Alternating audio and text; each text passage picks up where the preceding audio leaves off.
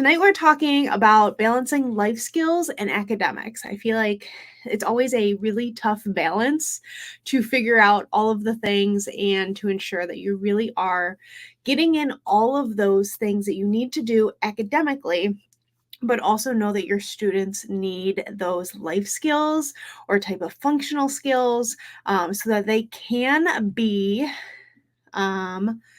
really strong in that area. Let's see if I can. Oh, Facebook is always having a problem connecting. We're going to remove and we're going to try again. See if we can add it back in. Great. Let's see if that'll connect. Because I want to make sure that everybody can see this who wants to see this. So hi, just drop a comment, tell me that you can hear me and see me. But yeah, there's lots of things that we need to do to make sure that we are getting in all of those life skills in on a daily basis, but also knowing that we have academics that need to be addressed as well. So hello, welcome. I'm so glad you're here. So yeah, let's talk about it. If you have a life skill that you're like, I don't know how to embed this in my day, go ahead and comment and I will make sure that we address that. But I am going to go through my life skills list that I kind of created. It's all like pretty different colors. And I'm going to pick some things of like how I would address this life skill in an academic setting or in some type of way.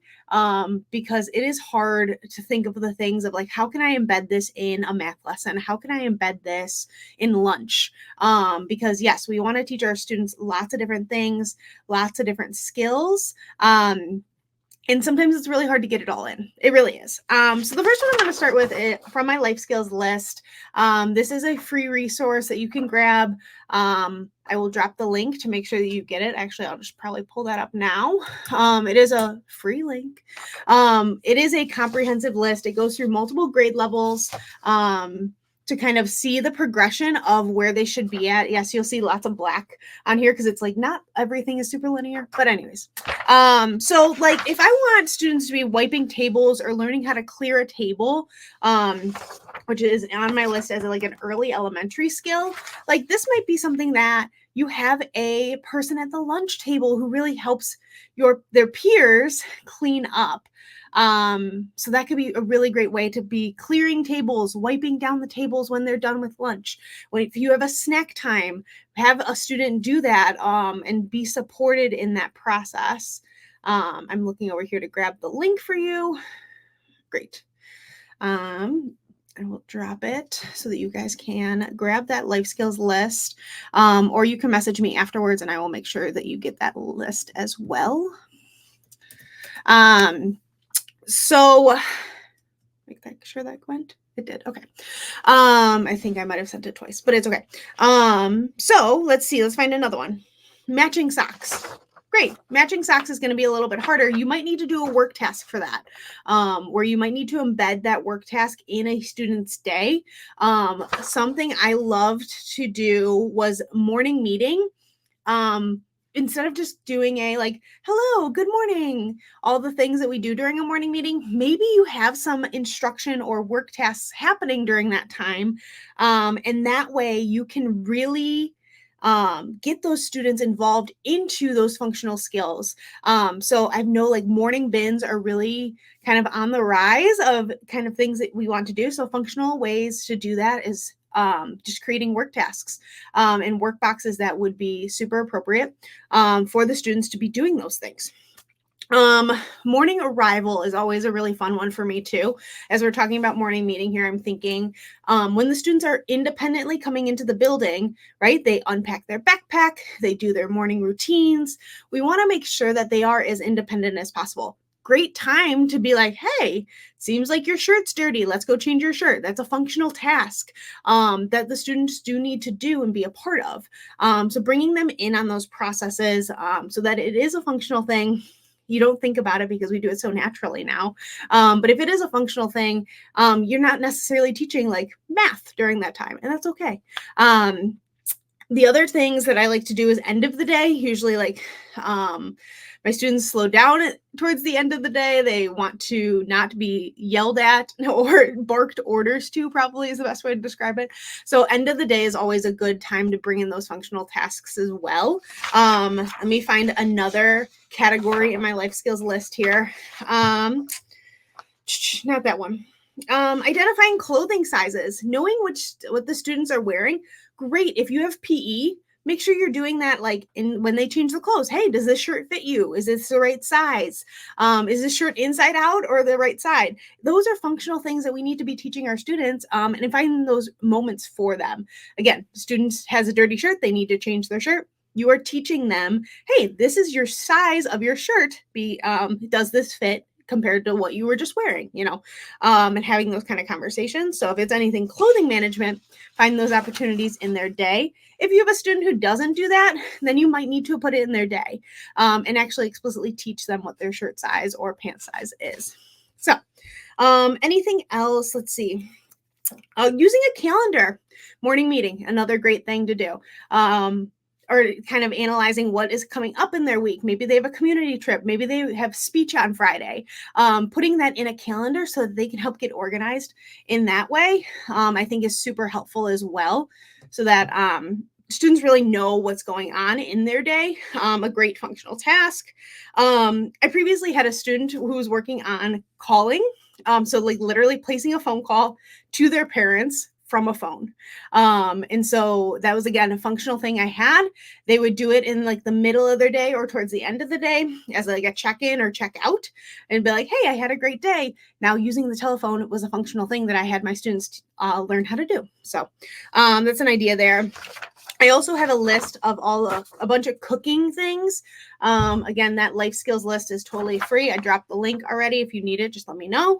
A lot of these things, you can totally have a cooking session or have the students prepare their lunches, ask families to send their peanut butter and jelly sandwich undone.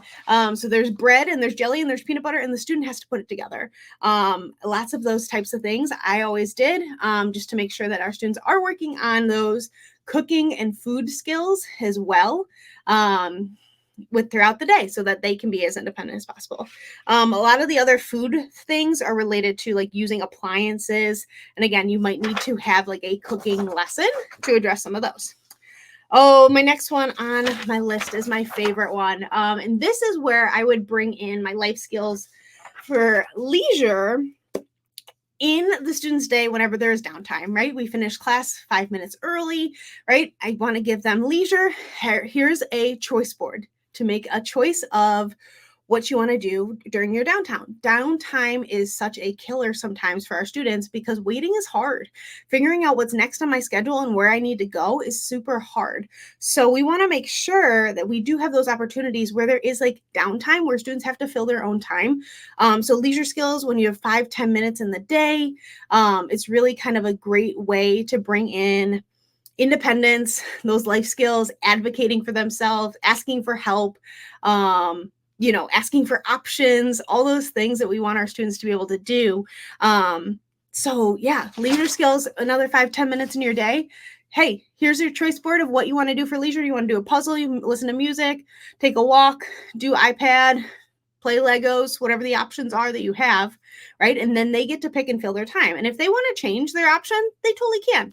There's a lot of times that I start opening my Kindle and I go, I actually don't really want to read today. So then I go and do something else. So community skills, again, a lot of those are going to need to be addressed in the community. So if you're bringing in like life skills into your academics, you can do that from the classroom, or community skills into academics. You can do that. You can do budgeting, paying for items, pretending like there's a cashier in front of you, all of those kind of things. Community, you can do those in the building too. And it can be math. We can call it math. What are some of the other things? Hygiene. Hygiene is another really good life skill that we try to work on with our students. Again, finding those opportunities, like before lunch, I'm going to wash my hands. After lunch, I'm going to wash my hands. After we did PE, or before PE, put on deodorant, and after PE, put on deodorant. Those types of things. Or like, hey, maybe you just had lunch and it's really messy. If you want our student to learn how to wipe their face, putting that in their day.